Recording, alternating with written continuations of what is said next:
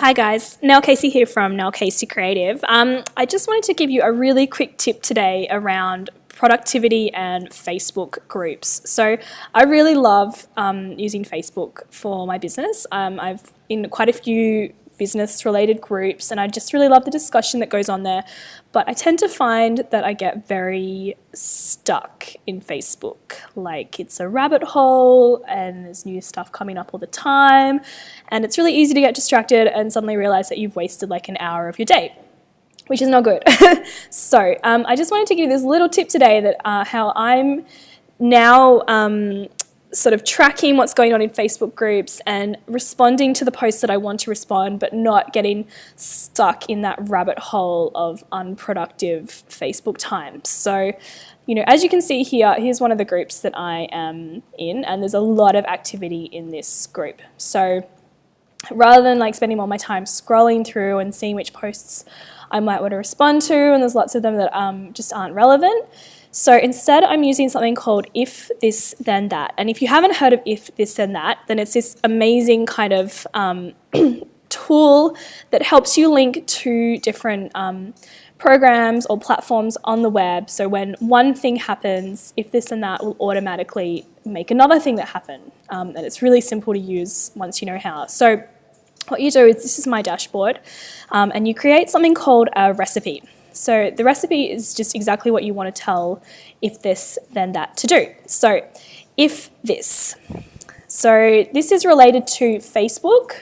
So here's the Facebook, and I'm going to select Facebook groups because it's to do with my groups. So what I want to have happen is whenever a new post appears in a group that I'm interested in, I want that to create a record in a Google spreadsheet. So I'm going to tell If This and That. First of all, this is what will happen, any new post. So if any new post in, let's select the group I want to have happen. Let's make the Moxie Entrepreneur, which is a really great group to be in if you're like a female business owner. It's really fun. So any new post in the Moxie Entrepreneur, create trigger. So if that happens, then what I want to have happen is I want it to create a post in a spreadsheet on my Google Drive. So I've selected Google Drive, and then I want it to add row to a spreadsheet, which is here. So the spreadsheet will be called Any New Post. You can't change that, which is a little bit annoying, but that's okay. And it'll appear as a formatted row automatically. And then this is where it will appear. So I want it to then create the action. So if any new post in the Moxie Entrepreneur, then this will add a row to the spreadsheet in Google Drive. And I don't want to receive notifications because I just want it to happen. And I'm going to create the recipe. All right, so that is now created, and I'm going to show you exactly how it looks in my spreadsheet. So here is my Google spreadsheet, and as you can see, I've got the different rows. So it'll appear as the date is here, then the Facebook post text will appear here, and if there's any links, they'll also appear.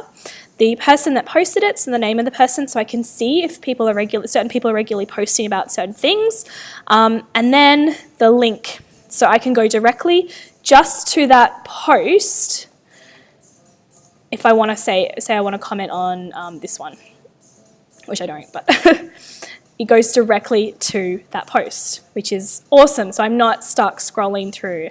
So what I do now is just twice a day, I just go into this spreadsheet, I scroll down, I'm scanning for the ones that I think are I'm most able to comment on. And then if I don't think I can comment on it, or if it's not interesting, I just delete the row. And at the top, you can see I've highlighted a few of them. These are ones that I kind of want to go back to, and I just want to check in with them every now and then. I'm also keeping hold of posts where I think they could, like it's an interesting topic to turn into a blog post or some other guide, or if people are regularly asking the same questions that you can answer, then that's obviously a really good thing that you could also write about on your blog as well. So that's how it works, and I hope that helps you as well. If you have any questions, feel free to email me at hello@nelkc.com.au. Thanks so much.